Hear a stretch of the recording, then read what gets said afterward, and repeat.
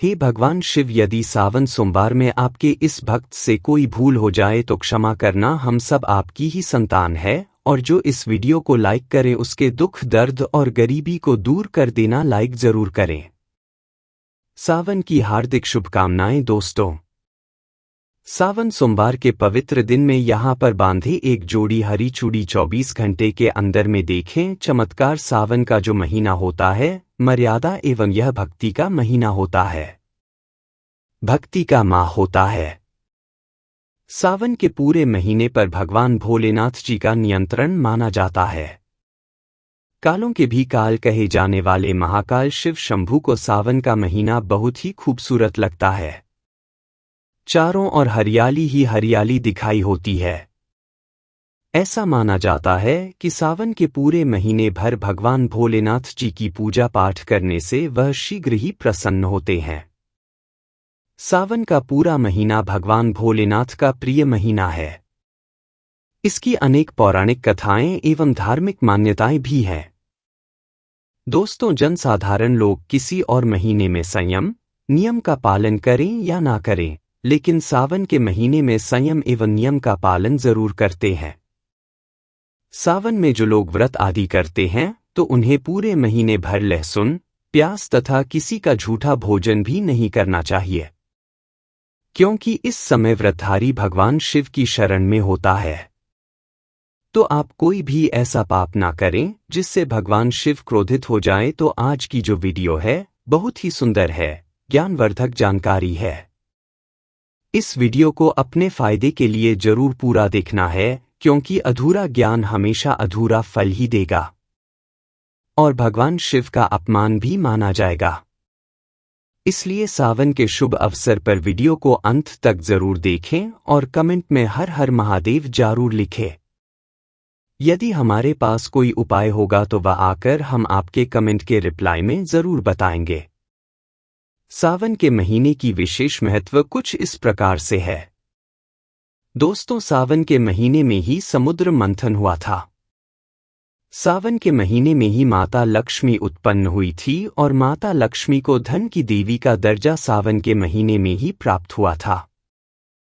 सावन के महीने में ही भगवान भोलेनाथ भूलोक पर आ जाते हैं और भूलोक पर जिनके घर पर यथावत शिवलिंग रखा हुआ होता है तो उनके घर में भगवान आशंक के रूप में जरूर आते हैं।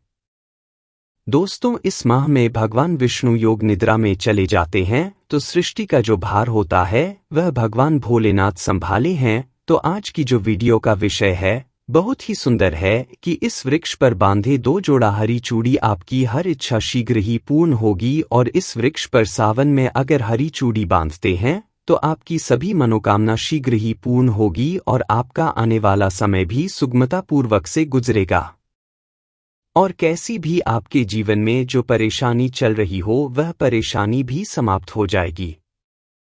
चूड़ी सभी समुदाय के लोग पहनते हैं। हिंदू, मुस्लिम, सिख, ईसाई सभी लोग अपने हाथों में चूड़ियां अवश्य धारण करते हैं। कोई इसे बैंगल्स बोलता है तो कोई इसे कड़े, कोई इसे चूड़ी आदि बोलता है, लेकिन चूड़ी का महत्व सर्वप्रिय है। देवी देवताओं को अति आकर्षित करने वाली चूड़ियां मानी जाती हैं, खासकर माता रानी जो महिला चूड़ी पहनकर। दोस्तों, अगर आप भी भोलेनाथ के सच्चे भक्त हैं तो कमेंट बॉक्स में ओम नमः शिवाय जरूर लिखना और अगर आप भोलेनाथ से प्यार करते हैं तो एक लाइक जरूर करें। दोस्तों, भगवान भोलेनाथ जी को यह 3 वृक्ष अत्यंत प्रिय है और इस वृक्ष की पूजा करने से शिव पूजा करने का ही फल प्राप्त होता है। दोस्तों, इस वृक्ष के बारे में शास्त्रों में यह भी कहा जाता है कि मनुष्य जाति के जन्म कल्याण के लिए स्वयं भगवान भोलेनाथ एवं माता पार्वती इन वृक्षों के रूप में भूलोक पर अवतरित हुए थे, अर्थात भूलोक पर जन्म लिया था। तो आइए वीडियो में जानते हैं सावन में हरी चूड़ी का महत्व। दोस्तों, हरा रंग सौभाग्य एवं उल्लास का प्रतीक माना जाता है, जो मन को शीघ्र ही आनंदित करता है। हरा रंग प्रकृति का वह स्वरूप है। हरा रंग प्रकृति का स्वरूप माना जाता है और माता पार्वती भी प्रकृति है एवं भोलेनाथ को पुरुष माना जाता है। दोस्तों, हरे रंग का उदाहरण कुछ इस प्रकार से है जैसे सावन में भगवान शिवजी को चढ़ाए जाने वाले बेलपत्र, धतूरा, भांग एवं दूब हरे रंग की होती है। दोस्तों, प्रकृति निर्माण करने वाले भगवान भोलेनाथ हरे रंग से अतिशीघ्र ही प्रसन्न होते हैं। सावन में जो महिला हरे रंग की चूड़ी पहनती है, हरे वस्त्र धारण करती है, उन्हें अखंड सौभाग्य की प्राप्ति होती है। दोस्तों, इसलिए कहा जाता है जितनी भी माताएं बहनें हैं उन्हें पूरे सावन के महीने में हरे रंग की चूड़ी जरूर पहननी चाहिए, हरे वस्त्र जरूर धारण करने चाहिए। सावन के महीने में जो माताएं बहनें भगवान भोलेनाथ की पूजा करती हैं, शिव पूजा करती है, ऐसी माता बहनों को हरे रंग के वस्त्र धारण करने चाहिए और भूलकर भी सावन के महीने में नीले और काले वस्त्र किसी भी महिला को कदापि नहीं पहनने चाहिए। ऐसा माना जाता है कि इस रंग के कपड़े पहनने से महिला के पति पर कष्ट आते हैं और उनके पति की आयु कम हो जाती है। तो दोस्तों, इस वृक्ष पर किसी भी सावन सोमवार के दिन या सावन में किसी भी समय जरूर बांधे। हरी चूड़ी दुर्भाग्य आपका सौभाग्य में बदल जाएगा। कैसी भी आपके ऊपर परेशानी हो, गरीबी हो, कष्ट हो, कर्ज हो, तकलीफ हो, जीवन में जो परेशानी हो वह सारी समस्याएं समाप्त हो जाएंगी। दोस्तों, केवल एक ही सोमवार के दिन अगर आप ये उपाय करते हैं, हरी चूड़ी इस वृक्ष पर बांधते हैं, तो आपके जन्म जन्मांतर की गरीबी भी मिट जाती है और शीघ्र ही आपके एक ही सोमवार के दिन ये उपाय करने से मनोकामना पूर्ण होगी। तो दोस्तों, वह वृक्ष कौन से हैं? आइए जानते हैं। प्रथम वृक्ष है शमी का वृक्ष। शमी के वृक्ष के बारे में ध्यान से सुनिए तो शमी का वृक्ष माता पार्वती का एवं भगवान भोलेनाथ जी का मिश्रित स्वरूप कहा जाता है। इसलिए दोस्तों, शमी के वृक्ष को उमा महेश्वर वृक्ष भी कहा जाता है। पूरे सावन भर शमी के वृक्ष पर माता पार्वती एवं भगवान भोलेनाथ जी का वास माना जाता है। सावन के महीने में गोधूली बेला पर प्रदोष काल के समय अर्थात दोस्तों जब ना ही दिन हो और न ही रात अर्थात संध्या काल के समय, तो इस वृक्ष को संध्या काल के समय में गोधूली बेला में या फिर प्रदोष समय में इस वृक्ष को छूने से पाप दोष कष्ट एवं परेशानी केवल सावन के महीने में छूने मात्र से समाप्त हो जाती है। दोस्तों, सावन के पवित्र महीने में अगर शमी वृक्ष की जड़ पर कच्चा दूध डाला जाए तो भगवान शिव शीघ्र ही प्रसन्न होते हैं एवं माता पार्वती का ढेर सारा आशीर्वाद प्राप्त होता है। दोस्तों, शमी के वृक्ष का महत्व कुछ इस प्रकार से है। भगवान राम रावण पर आक्रमण करने के पूर्व भगवान राम ने शमी वृक्ष की पूजा की थी और पांडवों ने अपने दिव्य हथियार भी शमी के वृक्ष के नीचे में दबाए थे। शमी का वृक्ष जिस घर में लगा होता है उस घर का कल्याण हो जाता है और उस घर में सभी प्रकार के भौतिक सुख का वास माना जाता है। तो दोस्तों, सावन के किसी भी सोमवार के दिन शमी वृक्ष पर उमा महेश्वर का ध्यान करते हुए 2 जोड़ी हरी चूड़ी एवं हरे रंग का रिबन जरूर बांधना चाहिए या फिर हरे कलर का जो भी आपको श्रृंगार आदि मिल जाए वह आपको जरूर बांधना चाहिए, जैसे कि हरे रंग की मेहंदी, हरे रंग की बिंदी या हरी चूड़ियां जरूर बांधनी चाहिए। दोस्तों, कैसी भी आपकी मनोकामना हो वह एक ही बार में पूर्ण हो जाएगी, क्योंकि इस खास समय पर यानी सावन के समय वे भगवान शिव खास तौर पर वास करने आते हैं धरती पर और शमी के वृक्ष में स्थायी रूप से वास करते हैं। शमी का वृक्ष छूने मात्र से आपके काम करते हैं। शमी का वृक्ष छूने मात्र से आपकी मनोकामना शीघ्र ही पूर्ण हो जाएगी। पूरे सावन भर अगर शमी के पत्ते भोलेनाथ जी को उनकी पूजा में चढ़ाते हैं तो इससे अष्टलक्ष्मी आपके घर में वास करती है। आपके घर में कैसी भी गरीबी हो, दरिद्रता हो, दुख हो, परेशानी हो, गरीबी हो, बीमारी हो, सब समाप्त हो जाती है और पूर्ण रूप से आपके घर में भौतिक सुख आकर के निवास करने लगते हैं। दोस्तों, दूसरा वृक्ष है धतूरे का वृक्ष। धतूरे का वृक्ष भगवान भोलेनाथ के उग्र रूप काल भैरव के अंश से उत्पन्न हुआ है। ऐसी मान्यता है कि शिवलिंग पर धतूरे के पत्ते या पुष्प फल चढ़ने से राहु, केतु एवं शनि के कुप्रभाव समाप्त होते हैं। धतूरे के वृक्ष पर सावन के किसी भी सोमवार के दिन अगर 2 जोड़ी हरी चूड़ी बांधे तो शत्रुओं से छुटकारा मिलता है एवं शत्रुओं का सर्वनाश होता है। और दोस्तों, सावन सोमवार के दिन धतूरा का वृक्ष छूने मात्र से भगवान शिव आपके घर में दौड़े चले आएंगे। दोस्तों, अगर सावन के किसी भी शनिवार के दिन धतूरा के वृक्ष पर बाबा काल भैरव का ध्यान करते हुए हरी चूड़ी अगर बांधी जाए तो घर से भूत प्रेत बाधाएं सब नष्ट हो जाती है, भस्म हो जाती है एवं छोटे से धतूरे की जड़ अगर घर के किसी भी कोने में छुपा दी जाए या घर में जमीन में गाड़ दी जाए तो भूत प्रेत इत्यादि का वास घर में कभी नहीं होता है। घर से सभी बाधाएं शिव के वास होने से भाग जाती है। दोस्तों, जो तीसरा वृक्ष है वह है बेल का वृक्ष। अगर भगवान शिव को बेलपत्र ना चढ़ाए जाए तो सावन का व्रत अधूरा माना जाता है और बिना पत्र चढ़ाए ही शिवलिंग पर जल भी व्यर्थ हो जाता है। इसलिए जब भी आप भगवान शिव पर बेलपत्र चढ़ाएं तो 5 बेलपत्रों पर उसके ऊपर में श्री राम अवश्य लिखें। इससे भगवान शिव जल्दी और अत्यंत प्रसन्न हो जाते हैं। दोस्तों, सावन में बेल वृक्ष छूने से कई तीर्थों का लाभ मिलता है। सावन में इस वृक्ष को क्यों छूना जरूरी है, आइए जानते हैं बेल वृक्ष की महिमा को। बेल का वृक्ष मैं आप लोगों को कई बार कई कथा में बता चुका हूं कि यह जो बेल का वृक्ष है माता पार्वती के स्वरूप कहा गया है, तो यह वृक्ष माता पार्वती के पसीने से उत्पन्न हुआ है। स्कंद पुराण में बहुत ही स्पष्ट तरीके से बताया गया है। इसके पत्ते में शिव और डाली में पार्वती, जड़ में ब्रह्मा एवं तन में विष्णु जी स्वयं रहते हैं। संध्या काल में ऐसा माना जाता है कि शिव मंदिर के समीप में जो बेल के वृक्ष है इसके नीचे में अगर कोई भी व्यक्ति सावन में शाम के समय, वैसे तो इसे डेली जलाना चाहिए, लेकिन अगर सावन के पावन दिनों में शाम के समय अगर भगवान शंकर जी का कोई भी शिव मंदिर है तो उसके किनारे में जो कोई बेल का वृक्ष हो वहां पर बिल्कुल आप एक घी का दीपक जला दीजिए। इसे बहुत ही उत्तम कहा गया है। वैसे अगर आप घी का दीपक जलाते हैं तो आपको धन गुण एवं परम शिव भक्त की प्राप्ति होती है।